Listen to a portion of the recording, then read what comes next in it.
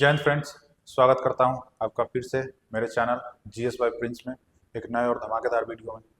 जैसा कि आप लोग को पता है, मैं इस पे इंफॉर्मेटिव वीडियो का सीरीज डाल रहा हूं। प्रॉपर किसी एक सब्जेक्ट को लेकर नहीं चल रहा हूं। आपको 2 वीडियो बायोलॉजी के उपलब्ध करवाए हमने, फिर एक जो वीडियो चल रहा है रिसेंटली वो डीपीएसपी का चल रहा है। डीपीएसपी में हम लोग आर्टिकल 46 तक देख चुके हैं। आज जो देखने वाले हैं हम लोग 46 से आगे देखेंगे, जिसमें से पहला जो हमारा आज का टॉपिक स्टार्ट होगा वो होगा गांधीवादी में। तो गांधीवादी में जो हम लोग पहला टॉपिक देखेंगे वो होगा आर्टिकल 40। आर्टिकल 40 में क्या कहता है कि राज्य पंचायतों का गठन करेगा। पंचायत एक ऐसा सब्जेक्ट है जो कि हर एक राज्य पे छोड़ दिया गया है। जैसे कि आप लोग को देखने को मिलेगा दिल्ली में कोई पंचायत नहीं है, अपने बिहार में पंचायत है, यूपी में पंचायत है। तो ये स्टेट के ऊपर छोड़ दिया गया है कि वो अपना पंचायत का गठन करे या ना करे। हालांकि आप लोग को पता होना चाहिए, पंचायती राज की जो स्थापना हुई है वो हुई है राजस्थान के नागौर जिले से। और इस तरीके से पंचायत हर एक राज्य के ऊपर विषय छोड़ दिया गया कि आप अपने यहाँ पंचायत का गठन करवाइए या ना करवाइए। आगे चलते हैं आर्टिकल 43 की तरफ। आर्टिकल 43 कहता है कि राज्य कुटीर उद्योगों को बढ़ावा देगा। कुटीर उद्योग कहने का मतलब जितने भी गांव घर में जो छोटे छोटे उद्योग हैं, जैसे कि हथकरघा उद्योग है, शिल्प उद्योग है ना। लोग घर पे अचार पापड़ बना रहे हैं, अगरबत्ती बना रहे हैं, सूती वस्त्रों का निर्माण करते थे पहले जो चरखा वगैरह चला करके। तो जितने भी छोटे छोटे लघु उद्योग है, कुटीर उद्योग है, उनको बढ़ावा देने का काम करना है आर्टिकल 43 के तहत। मतलब राज्य को ये करना है कि अपने राज्यों में कुटीर उद्योगों को बढ़ावा देना। हालांकि अगर वो नहीं करते तो ये मैंने पहले ही बता दिया कि इनका कोई भी आर्टिकल वाद योग्य नहीं है, तो आप इसको लेकर कोर्ट में नहीं जा सकते। आगे आते हैं, आर्टिकल 43 का बी कहता है कि राज्य सहकारी समितियां गठित करेगा। सहकारी समिति क्या है? तो अब आपको सहकारी समिति बता दें। सहकारी समिति क्या है कि हर एक राज्य में कुछ ऐसे लोगों का समूह, कुछ ऐसे लोगों का ग्रुप जो अपनी स्वेच्छा से एक समिति बनाए, एक संगठन बनाए, जिसमें सब लोग अपना अपना पैसा डाले, उसमें थोड़ा थोड़ा पैसा करे। जैसे कि आप एक तरीके से मान लें, जैसे कि यूएनओ है, यूनाइटेड नेशन ऑर्गेनाइजेशन, तो 30 देशों 32 देशों का जो भी देशों का समूह है, तो सब देश उसमें अपना अपना पैसा कंट्रीब्यूट करते हैं, अपनी आर्मी रखे हुए हैं वो लोग, जिससे कि किसी को जरूरत पड़े तो उसका यूज हो। तो सहकारी समिति उसी तरीके से आप समझ लीजिए कि सहकारी समिति कुछ लोगों का एक ग्रुप बन जाएगा, जिसमें लोग अपना कुछ पैसा दे देंगे। तो किसी राज्य में अगर कहीं गरीब किसी को रोजगार देना है, किसी किसान को लोन देना है, तो वहां से सहकारी समितियां लोन दे सकती हैं, है ना। किसी किसान को क्रेडिट कार्ड पे लोन देना है, किसान लोन देना है, किसी को कुछ यूज खाद बीज का वितरण करना है, तो गरीब लोगों के लिए वो काम कर सकता है। तो राज्य को ये करना था कि सहकारी समितियों का गठन करना है आर्टिकल 43 बी के तहत। आर्टिकल 47 क्या कहता है? आर्टिकल 47 कहता है कि राज्य चिकित्सीय उपयोग के अलावे मादक पेय पदार्थों पर रोक लगाएगा। चिकित्सीय उपयोग के अलावे मादक पेय पदार्थ पर रोक की बात की जाए तो रोक कहने का अर्थ है कि अगर कोई भी दवा बनता है, जैसे आप लोग देखेंगे कोई भी मेडिसिन बनता है, तो बिना अल्कोहल के यूज का मेडिसिन का निर्माण करना संभव नहीं है।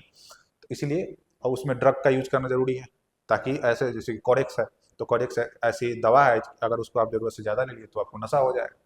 तो उसमें अगर आप मादक पेय पदार्थों का अल्कोहल का यूज कर रहे हैं तो चलेगा, लेकिन ऐसे जनरली जो भी मार्केट में ठेके पे जो शराब उपलब्ध है, जो अल्कोहल्स उपलब्ध है, उसको बैन करना था। तो ये आर्टिकल 47 कहता है। जैसे कि आज अगर बिहार में अगर अभी शराबबंदी है, तो बिहार राज्य सरकार ने किस आर्टिकल का यूज कर रखा है? आर्टिकल 47। ये इसके ऊपर है कि आर्टिकल 47 रखे या ना रखे। बहुत सारे स्टेट्स में नहीं है आर्टिकल 47 का यूज, जैसे कि दिल्ली में नहीं है, पंजाब में नहीं है, तो वहाँ शराब बिक रही है। इसलिए कहा गया है कि ये डीपीएसपी जो भी है, ये राज्य के ऊपर निर्भर रहेगा कि वो वहाँ लागू करे या ना करे। तो यही कहा गया है कि चिकित्सीय उपयोग के अलावा, मतलब दवाओं में जो उपयोग हो रहा है, जो चिकित्सा जो मेडिकल साइंस में जो उपयोग हो रहा है, उसके अलावा मादक पेय पदार्थ पे क्या लगाना है? रोक लगाना है, पूरी तरीके से बैन लगाना है। आर्टिकल 48 कहता है कि गाय, बछड़े एवं अन्य दुधारू पशुओं के वध पर रोक लगाया जाएगा।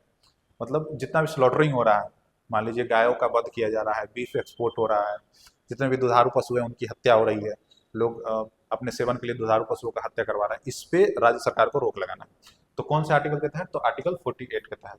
हालांकि क्या इसको लेके हम कोर्ट में जा सकते हैं? तो बिल्कुल नहीं जा सकते हैं, क्योंकि ये मैंने पहले ही बताया कि डीपीएसपी के अंतर्गत आ रहा है, राज्य के नीति निर्देशक तत्व के अंतर्गत आ रहा है। इसलिए इसको किसी भी इसमें आने वाले आर्टिकल को लेकर हम लोग कोर्ट में नहीं जा सकते। तो आर्टिकल 48 वही कहा कि गाय, बछड़े एवं अन्य दुधारू पशुओं पे, जितने भी दुधारू पशु हैं, जो दूध देने वाले पशु, उनके वध पर क्या लगाया जाएगा? तो पूर्णतः रोक लगाया जाएगा। ठीक है, तो ये सारे आर्टिकल्स थे आपके कौन से? गांधीवादी वाले। अब जो आर्टिकल हमें एक देखना है वो है अंतर्राष्ट्रीय पे। तो अंतर्राष्ट्रीय में एक आर्टिकल है आर्टिकल 51। आर्टिकल 51 क्या कहता है कि अंतर्राष्ट्रीय सुरक्षा और शांति को बढ़ावा देगा। मतलब राज्य अंतर्राष्ट्रीय सुरक्षा और शांति के रूप में बढ़ावा देगा, उस पर काम करेगा। कोई भी देश है तो अंतर्राष्ट्रीय सुरक्षा और शांति के ऊपर काम करेगा कि विभिन्न देशों के साथ कैसे शांति स्थापित किया जा सकता है, कैसे सुरक्षा स्थापित किया जा सकता है, तो इसके ऊपर काम किया जाना है आर्टिकल 51 के तहत। आगे चलते हैं। आगे जो हम लोग देखेंगे वो देखेंगे बौद्धिक और नैतिक। यहाँ नैतिक होना चाहिए, भौतिक लिख दिया गया है, टाइपिंग मिस्टेक है तो आप लोग थोड़ा सा सुधार लेंगे। ये बौद्धिक और नैतिक है। तो बौद्धिक और नैतिक में क्या देखेंगे, तो बौद्धिक और नैतिक में एक आर्टिकल आता है आर्टिकल 44। आर्टिकल 44 से समान नागरिक संहिता, है ना, यूनिफॉर्म सिविल कोड, यूसीसी।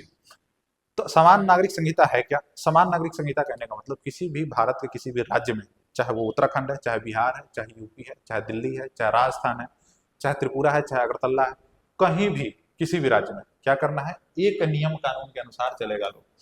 किसी भी धर्म, किसी भी जाति में विवाह का मैटर हो, तलाक का मैटर हो, बच्चे को गोद लेने का मैटर हो, है ना, या फिर जमीन संपत्ति का मैटर, कोई भी मैटर होगा, सब एक कानून के तहत बंधा होगा। वर्तमान में उत्तराखंड में लागू है, आप लोगों को पता होगा गोवा में भी लागू है। तो उसमें कहने का यही तात्पर्य है कि इस पूरे एरिया में एक ही कानून लगेगा, किसी भी राज्य में यूनिफॉर्म सिविल कोड के अंतर्गत, यानी यूसीसी के अंतर्गत एक नियम कानून से पूरा राज्य चलेगा। कहने का तात्पर्य है कि वहाँ चाहे विवाह, तलाक, वो बच्चे को गोद लेना, कोई भी मैटर होगा तो किसके अंतर्गत आएगा? समान नागरिक संहिता के अंतर्गत, है ना। तो समान नागरिक संहिता, उम्मीद करता है आप लोगों को समझ में आ गया हो। फिर से मैं ये रिपीट कर दूं कि समान नागरिक संहिता आर्टिकल 44 राज्य के ऊपर निर्भर करेगा कि वो उसको लागू करवाएगा कि नहीं करवाएगा, क्योंकि डीपीएसपी के तहत आ रहा है। आगे चलते हैं। आर्टिकल 47 आता है।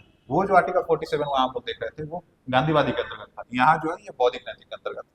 ये कहता है कि लोक स्वास्थ्य सुनिश्चित करना, पोषाहार स्तर निर्धारित करना, मतलब लोगों का स्वास्थ्य, एक अच्छा स्वास्थ्य हो लोगों के पास, पोषाहार स्तर प्रॉपर मिल रहा हो, मतलब संतुलित आहार उनको मिल रहा हो, स्वास्थ्य उनको अच्छा मिल रहा हो, है ना, शिक्षा अच्छा मिल रहा हो, ये सब सुनिश्चित करना किसका काम है? आर्टिकल 47 के तहत किसी भी राज्य सरकार का काम। आगे देखते हैं आर्टिकल 48A क्या कहता है। आर्टिकल 48A कहता है कि कृषि और पशुपालन में वैज्ञानिक विधियों का प्रयोग सुनिश्चित किया जाए। मतलब कृषि में जितने भी हाइब्रिड बीजों का इस्तेमाल किया जाए, पशु उत्पादन में जैसे कि जर्सी गाय वगैरह है जिससे दूध उत्पादन खूब सारा हो रहा है, तो उन सब का यूज करना है आपको किस आर्टिकल 48 के तहत। राज्य सरकार को देखना है कि कृषि में कैसे वैज्ञानिक तकनीक, साइंटिफिक चीजों का यूज किया जाए, कैसे लेटेस्ट खादों का, उर्वरक का यूज किया जाए, है ना। तो इस तरीके से, है ना, लोगों किसानों तक कैसे जरूरत के हिसाब से ये सारी चीजें पहुंच सके। आगे जो लास्ट हमारा टॉपिक चलने जा रहा है आज का वो है विविध में। और विविध में हम लोग पहला आर्टिकल देखेंगे, आर्टिकल 49। आर्टिकल 49 कहता है कि प्राचीन स्मारकों का संरक्षण। जितने भी राज्य, हर जगह पूरे देश में कहीं ना कहीं कुछ ना कुछ प्राचीन स्मारक है, जैसे कि अपने बिहार में भी है, अशोक स्तंभ वगैरह है, बौद्ध स्तूप वगैरह है। तो इन सारे प्राचीन स्मारकों का संरक्षण करना किसका काम है? राज्य का काम है। हालांकि उस पर काम करे या ना करे, मैं फिर से बता दूं, आप कोर्ट में इसके ऊपर मामला दायर नहीं कर सकते, है ना। तो आर्टिकल 49 कहता है कि प्राचीन स्मारकों का संरक्षण ये राज्यों का नैतिक जिम्मेदारी। आर्टिकल 50 कहता है कार्यपालिका तथा न्यायपालिका में पृथककरण।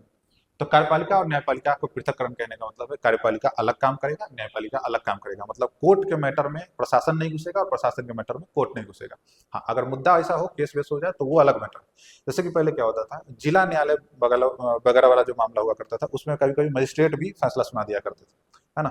तो उस तरीके से अब ये अलग हो गया है। हालांकि अब वर्तमान में सुप्रीम कोर्ट और कुछ कानूनी लॉ के हिसाब से जो है ये दोनों चीजें प्रॉपर रूप से हर एक जगह, मोस्टली जगहों पे अलग हो चुकी है। कार्यपालिका अलग काम करती है और न्यायपालिका अलग काम करती है। आगे चलते हैं। आगे देखते हैं कुछ इंपोर्टेंट, लास्ट में मैंने की पॉइंट सेट करवाए हैं, जैसे कि आर्टिकल 39A है, 43A है और 48A है। तो 42वां संविधान संशोधन हुआ 1976 में, है ना।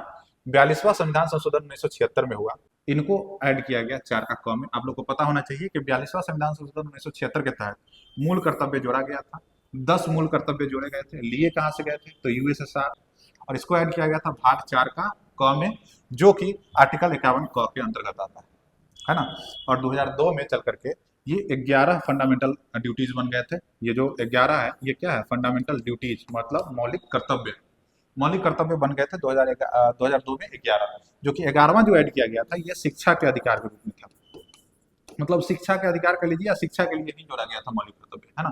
2002 में 11वां जोड़ा गया था। तो इस तहत 42वां संविधान संशोधन 1976 के तहत 3 आर्टिकल जोड़े गए थे, 39 का ए, 43 का ए और 48 का ए, जो कि मैंने आपको रिसेंटली पीछे के क्लासेस में बता दिया। तो दोस्तों आज का क्लास आप लोगों को कैसा लगा कमेंट करके जरूर बताइएगा। अभी तक आपने चैनल को सब्सक्राइब नहीं किया, चैनल को सब्सक्राइब कर लें, पेज पे देख रहे हैं तो फॉलो कर लें। मिलता है फिर कल किसी नए वीडियो के साथ, तब तक के लिए जय हिंद, वंदे मातरम।